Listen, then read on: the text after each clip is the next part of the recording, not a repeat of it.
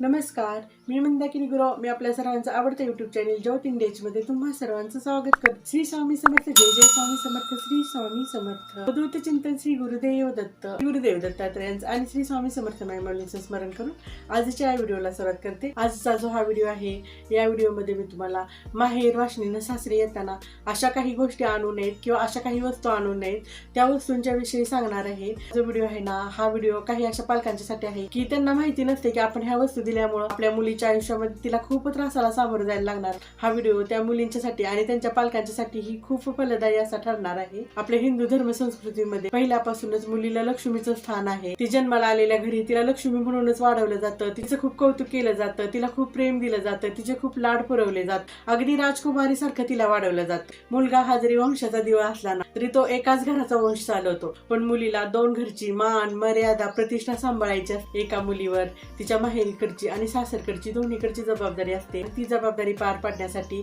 आपण प्रत्येक जण तिच्या लहानपणापासूनच तिला तसे संस्कारही देत असतो. माहेर बरोबरच तिने सासरची ही मान मर्यादा प्रतिष्ठा राखावी. हे जरी खरं असलं ना तरी काही अजाणतेपणी आपल्याकडून किंवा आपल्या मुलीकडून अशा कळत नकळत चुका होते किंवा काही वस्तू किंवा पदार्थ आपण तिला असे देतो ना, त्याच्यामुळे ना आपल्यालाही त्रास होऊ शकतो, तिच्या सासरी तिलाही त्रास होऊ शकतो. म्हणून मी तर काही त्या अशा वस्तू किंवा ते पदार्थ सांगणार आहे की ते पदार्थ आणि वस्तू आपण आपल्या मुलीला सासरी जाताना अजिबात द्यायच्या नाही. घरामध्ये मुलगी जन्माला येते व ती जन्माला आलेली मुलगी कधी लहानाची मोठी होते ना हे तिला व तिच्या आईवडिलांना कळतच नाही. उपवर झालेल्या मुलीचं लग्न केलं जातं, त्यावेळी लग्नामध्ये आपण काही अशा गोष्टी द्यायच्या नाहीत ना, त्या गोष्टींच्या विषयी या व्हिडिओमध्ये मी तुम्हाला सांगणार आहे. माहेरी लाडात राजकुमारी सारखी वाढलेली मुलगी दुसऱ्या घरची सून म्हणून त्या घरी नांदायला जाते. तिचे ते तसे नांदणे सुरू असतानाच माहेरी जाणे येणेही सुरू असते. आपल्या मुलीला काय पाहिजे काय नको हे प्रत्येकच आई वडील आपल्या मुलीला देण्याचा प्रयत्न करत असते, आपल्या मुलीला देत असते. व्हिडिओमध्ये अशा काही वस्तू किंवा असे काही पदार्थ आहेत, ते जर का आपण मुलीला दिले किंवा मुलींना माहेरून सासरे आणले ना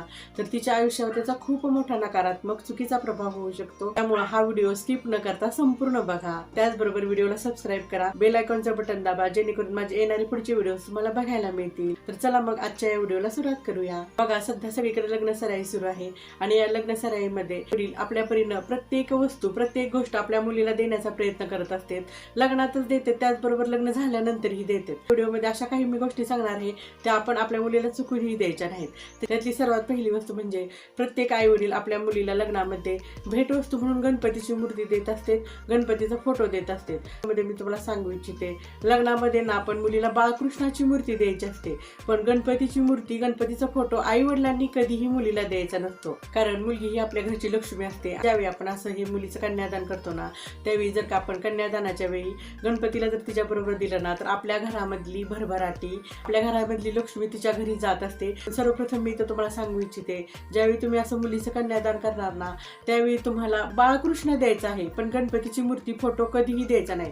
दुसऱ्या कोणी दिला ना तर चालतं, पण आई वडिलांनी आपल्या मुलीसाठी गणपतीची मूर्ती आणि फोटो द्यायचा नाही. अजाणतेपणी जर का तुम्ही मुलीला गणपतीचा फोटो आणि मूर्ती दिली असेल ना, त्यावेळी ती माहेरी येते आणि तुमच्या काही माहेरी कार्यक्रम असेल ना त्यावेळी मुलीला तुम्ही पुन्हा तुमच्यासाठी ती गणपतीची मूर्ती आणि फोटो दुसरा घेऊन द्यायला सांगायचं आहे, जेणेकरून तिच्याही घरी भरभराटी राहील आणि तुमच्याही घरी भरभराटी राहील. बघा, आपल्या महिलांना आपल्या सासरी कितीही असू द्या, पण आपला जो जीव आहे ना तो जीव आपला माहेरीच गुंतलेला असतो. माहेरच्या प्रत्येक गोष्टीची आपल्याला ओढ असते, माहेरच्या प्रत्येक गोष्टीची आपल्याला आशा असते. आपल्या मुलीच्या घरी कितीही भरभराटी असली तरी तिच्या हिश्श्याचं राखून ठेवून तिला देणारं लाडाचं प्रेमाचं माहेर. सासरी काम करण्यासाठी, सासरी नांदण्यासाठी एनर्जी व चैतन्य देते ते प्रत्येक स्त्रीचं आवडतं माहेर. सासरी येताना महिलांनी कोणत्या गोष्टी आहेत, कोणत्या वस्तू आहेत त्या चुकूनही आणायच्या नाहीत.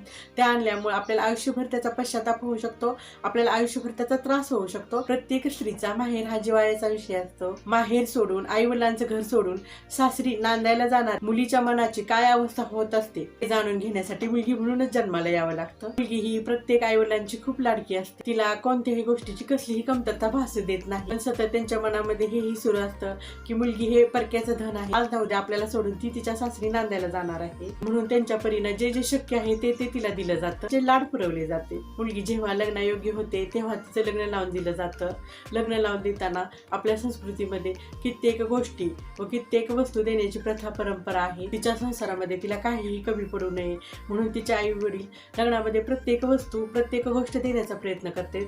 अगदी लहानातली लहान आणि अगदी मोठ्यातली मोठी, त्यांना जेवढं शक्य आहे ना तेवढं देण्याचा प्रयत्न आई वडील करत असते. पण नकळतपणे त्यांच्याकडून अशाही काही गोष्टी वस्तू दिल्या जातात की त्या गोष्टींच्या आणि वस्तूंच्या मुलीला सासरी नांदायला गेल्यानंतर त्याचा खूप मोठ्या प्रमाणामध्ये त्रास भोगावा लागतो, त्रास सोसावा लागतो. मी तर तुम्हाला सांगू इच्छिते, लग्नामध्ये किंवा लग्न झाल्यानंतरही आपण आपल्या मुलीला पोळपाट, बेलणं, गॅसची शेगडी, चाळण, चहाची गाळणी, तवा ह्या वस्तू कधीही द्यायच्या नाही. त्याचबरोबर मी तर तुम्हाला सांगू इच्छिते, ज्या धारदार वस्तू आहेत ना, सुई, चाकू, काटा, चमचा, सुरी, कात्री, विळी, ह्या ज्या वस्तू आहेत ना, ह्या वस्तूही आपण आपल्या मुलीला कधी तिच्या लग्नामध्येही द्यायच्या नाहीत आणि लग्न झाल्यानंतरही द्यायच्या नाहीत.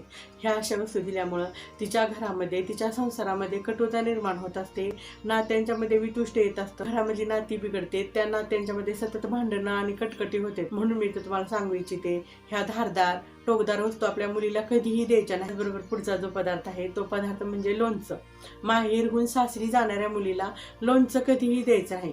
त्या लोणच्यामध्ये आंबटपणा असतोय, खारटपणा असतोय, तिखटपणा असतोय. म्हणून मी तर तुम्हाला सांगू इच्छिते, तुम्ही कोणतीही मिठाईची गोड वस्तू आपल्या मुलीला देऊ शकताय. लाडू, करंजी, वेगवेगळे मिठाईचे पदार्थ द्यायचे आहेत. पण आपल्या मुलीला आपण सासरी जाताना लोणचं कधीही द्यायचं नसतं. असं लोणचं दिल्यामुळे तिच्या आयुष्यामध्ये नकारात्मकता येते, तिच्या आयुष्यामध्ये कटुता निर्माण होते. एक वेळा ढोहाळ जेवणामध्ये जे ढोहाळ जेवणाचे वेगवेगळे पदार्थ असतात ना, त्यावेळी आपण हे असे वेगवेगळी लोणचीची पॉकेट घरामध्येच तयार केलेलं लोणचं देत असतोय. तेही आपण चुकीचं करतो. तिला जर आईनं केलेलं लोणचं आवडत असेल ना, तर आईनं तिच्या सासरी जाऊन, तिच्या घरामध्ये जाऊन तिला स्वतःहून लोणचं घालून द्यायचं आहे. तिच्या घरामध्येच लोणचं तयार करायचं आहे. पण माहेरहून सासरी जाताना असं लोणचं कधीही द्यायचं नाही आणि कधीही न्यायचं नाही. जे काही द्यायचं आहे ना, ते गोड पदार्थच द्यावे. त्याचबरोबर मी तर सांगू इच्छिते, आपल्या मुलीला आई वडिलांनी झाडू कधीही द्यायचा नसतोय, लग्नामध्येही द्यायचा नाही आणि लग्न झाल्यानंतरही द्यायचा नाही. असा झाडू दिल्यामुळे तिच्या आयुष्यातला आनंदही राहून घेतला जाऊ शकतो. त्याचबरोबर तिचं आयुष्य दुःखी आणि कष्टमय होत असतं. आपल्या मुलीला ना आपण गोधडी आणि लेपाट कधीही द्यायचं नसते. जुन्या साड्यांचं किंवा न वापरल्या जाणाऱ्या साड्यांचं तयार केलेलं गोधडी, लेपाट आपण जर का तिला दिलं ना, तर तिच्या घरामध्ये दरिद्रता येत असते, तिच्या घरामध्ये लक्ष्मी टिकून राहत नाही. त्याचबरोबर मी तर तुम्हाला सांगू इच्छिते, मुलगी ज्यावेळेस माहेरी येते आणि सासरी जायला निघते ना, त्यावेळी आपण अनेक प्रकारचे गोड पदार्थ, पुरणपोळी, रव्याची पोळी, सांज्याची पोळी, पायाच्या सजोऱ्या, सांज्याच्या सजोऱ्या, अशा पदार्थांच्या बरोबर अशा कित्येक वस्तू आपण तिला देत असतो की ज्यामुळे तिच्या सासरी तिला दृष्ट लागत असते. तिला सांगितलं जातं, तिला म्हटलं जातं, तुझ्या माहेरचं किती चांगलं आहे, तुझ्या माहेरी किती भरभराटे आहे, तुझ्या माहेरी किती तुझे लाड केले जाते, तुझ्या माहेरी किती तुला प्रेमानं वागवलं जात, तुझ्या माहेरचं किती चांगलं आहे असं तिला म्हटलं जात. म्हणून मी तर तुम्हाला सांगू इच्छिते, ज्यावेळी ती सासरी असे चांगले पदार्थ किंवा चांगल्या वस्तू घेऊन जात असते ना, त्यावेळी तिच्या केसामध्ये, तिच्या पायाला काळं लावायला कधीही विसरायचं नाही. काळं काजळ किंवा चुलीचं काळं तिच्या केसामध्ये किंवा तिच्या पायाला लावायचं आहे. असं लावल्यामुळं तिला आणि तिच्या माहेरच्या लोकांना कधीही दृष्ट होणार नाही आणि जे हे माहेरचं प्रेम आहे ना, ते माहेरचं प्रेम तिला अखंड रूपानं असं सदैव मिळणार आहे. जे काही हे तुम्हाला सांगितलेलं आहे ना, हे पूर्वीपासून आपल्या संस्कृतीमध्ये चालत आलेलं आहे, रूढी परंपरेनं चालत आलेलं आहे. ते मी तुमच्यापर्यंत पोहोचवण्याचा प्रयत्न केलेला आहे. 5 लिटर दुधामध्ये एवढासा जरी मिठाचा खडा टाकला ना, तरी ते दूध नासत असते. त्याच्यामध्ये आपण कुशंका घेत नाही, कारण ते अनुभवत असतोय आपण. हा जो व्हिडिओ आहे, या व्हिडिओमध्ये मी तुम्हाला जुन्या लोकांच्या, वडीलधाऱ्यांना आलेल्या अनुभवातून हा व्हिडिओ मी तुम्हाला देण्याचा प्रयत्न केलेला आहे. ही माहिती मी तुमच्यापर्यंत आणण्याचा प्रयत्न केलेला आहे. या व्हिडिओला लाईक करा, शेअर करा, त्याचबरोबर चॅनलला सबस्क्राईब करा. बेल आयकॉनचं बटन आहे, ते बेल आयकॉनचं बटन दाबा, जेणेकरून माझे येणारे पुढचे व्हिडिओज तुम्हाला बघायला मिळतील. भेटूया येणाऱ्या व्हिडिओमध्ये. श्री स्वामी समर्थ. जय जय स्वामी समर्थ. श्री स्वामी समर्थ.